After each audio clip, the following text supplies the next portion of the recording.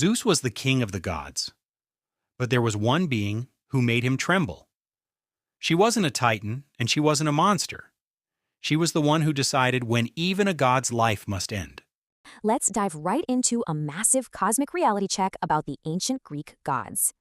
You know the stories, but did Zeus really have total, absolute power over the whole cosmos? Actually, no way.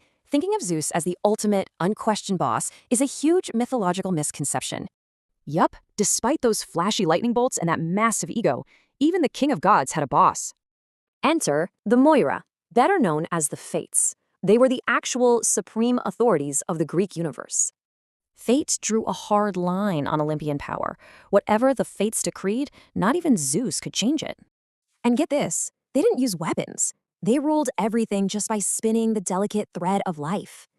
So Zeus had his loud, booming thunder, right? But the Fates held the quiet, unstoppable power of thread.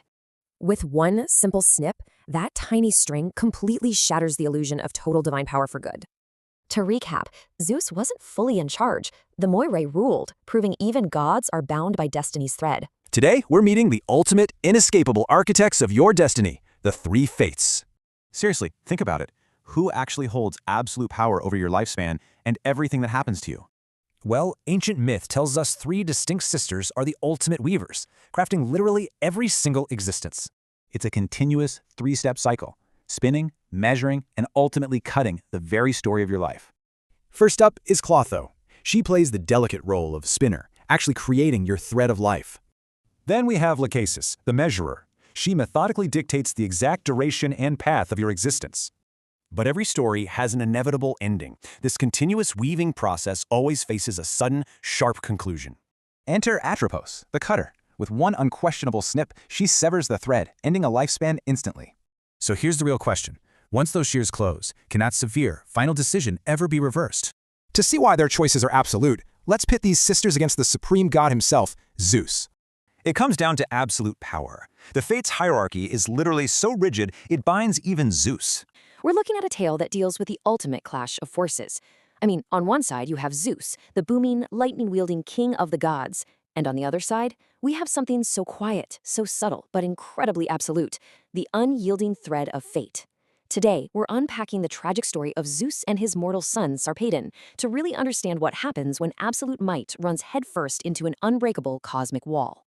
It really makes you wonder, what actually happens when the most powerful being in the universe meets a rule he simply cannot break? It's a fascinating paradox, isn't it? We usually associate ultimate power with ultimate freedom. You know, the ability to do whatever you want, exactly when you want to. But mythology has a very different, very specific answer to this question. Okay, let's dive into this and see how even the ruler of the cosmos had to face a limit he couldn't cross. So let's start by looking at the illusion of absolute power and the king of the gods himself. To really feel the weight of this tragedy, we first need to understand our starting point. We need to establish just how incredibly dominant Zeus was considered to be in the mythological hierarchy. When we say the ultimate authority, we mean it literally. Zeus is the apex. He defeated the Titans, he claimed the sky, and he sits on Mount Olympus, looking down at the earth, making judgments that shape the lives of gods and mortals alike.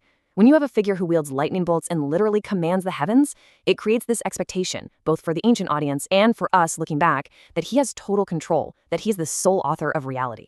But, as we're about to see, that is an incredibly dangerous illusion. Which brings us to the thread of fate and meeting the Moirai. Because behind all that roaring thunder of Olympus, there's a quiet, much older force at work in the universe. And it's right here that the king of the gods finds his hard boundaries. The Moirai, commonly known as the Fates. They represent the unyielding laws of destiny. They're often depicted as three sisters who spin, measure, and cut the thread of a mortal's life. But here is the absolutely critical part, the part that drives our whole explainer today. No god can alter it. The Moirai aren't just another group of deities you can negotiate with. They are the structural boundary of the universe itself. They're basically the coding of reality. They represent the unstoppable power of fate that dictates exactly when a life begins and exactly when it must end. And this brilliantly illustrates the contrast we are dealing with here. Think about it. The power of Zeus is loud, it's flashy, it's lightning, kingship, and divine right. It's the kind of power that demands your attention. But the power of fate? It's unyielding, it's cosmic law, ultimate destiny. Fate doesn't need to throw a lightning bolt to get its way. It just quietly waits. The power of Zeus is the power to command, but the power of fate is the power of pure inevitability. Now we arrive at the core of the story, Zeus's tragic dilemma and a father's profound grief. This is where these two massive cosmic forces literally collide, not up in the sky, but inside the heart of a father. Zeus has a mortal son named Sarpedion, who is fighting down on Earth in the Trojan War. And Sarpedion's thread of life is about to be cut. Look at this tragic ticking clock of a mortal life. For 10 years, Sarpedion achieves immense mortal glory. Then, a year out, he marches to the Trojan War. An hour out, his final battle against the mighty warrior Patroclus approaches. And then, the final minute, destiny arrives. Now just imagine watching this timeline play out, minute by minute, knowing exactly how it's going to end. That is what Zeus is experiencing. He's watching from the heavens, utterly immortal, just watching the brief, fragile timeline of his beloved son tick down to zero. Now what's really interesting about this slide is how perfectly it captures Zeus being trapped in a painful paradox. He wields ultimate power over the cosmos, right? He can shake the earth, he can part the seas, but he possesses almost zero power to change fate. It completely highlights the agonizing reality of his position. He has all the might in the universe except the exact ability he desperately needs right now to save the one person he loves. To save his son is to unravel the very fabric of reality. This, right here, is the absolute core of Zeus's internal grief. As the king of the gods, his supreme duty is to uphold the cosmic order. If he reaches down and plucks Sarpedon from that battlefield, saving him from his fated death, he doesn't just break a rule, he shatters the Moirai. He destroys the structural integrity of the universe itself. He'd literally be unleashing total chaos. The grief he feels here is so profound because his hands aren't physically tied. They're tied by the terrible, heavy burden of his own responsibility. And that forces our climax, yielding to the unstoppable, as the king steps back. The climax of our tragedy isn't some massive explosion or a grand sky-shattering battle. It's an impossibly heavy, quiet choice. First, there's just pure, raw parental instinct, the desperate urge to intervene. He actively considers saving Sarpedon. But immediately following that is the realization of cosmic consequence. The other gods basically look at Zeus and remind him, hey, if you save your son, what stops us from saving ours? The whole universe will fall apart. And that forces the final, devastating withdrawal. Zeus, the Almighty, must fold his hands, look away, and just let it happen. The laws of fate remain unbroken. Down on the battlefield, Sarpedon falls. The cosmic order is preserved, but the emotional toll, it is astronomical. Legend actually says that as Zeus stepped back and yielded to fate, he wept tears of blood that fell upon the earth. It's this haunting, physical manifestation of a father's broken heart and a king's ultimate constraint. Let's jump right into this explainer about Nyx. She's the mythological force that literally terrified the king of gods. We always picture Zeus as totally fearless, right? Well, there was actually one entity who made him back down. Meet Nyx, goddess of the night. But here's the kicker. She isn't just a god. She is the night. She's what we call primordial. That basically means she's an original, ancient force, born way before Zeus.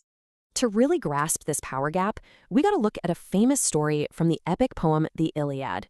So Zeus was furiously chasing Hypnos, but the second he hid in Nyx's home, Zeus stopped dead. The mighty thunder god didn't just lose interest, folks. He was genuinely terrified to step inside her domain. This totally nails the difference. Standard gods are tough, but primordial forces like Nyx, they are absolutely untouchable. Her ancient power made her home the ultimate sanctuary. Even Zeus knew a fight there meant instant defeat. Seriously, if the king of gods feared the night's ancient power, maybe we should respect the dark too. What do you think? Who would win in a war between the gods and the primordials? Comment your answer.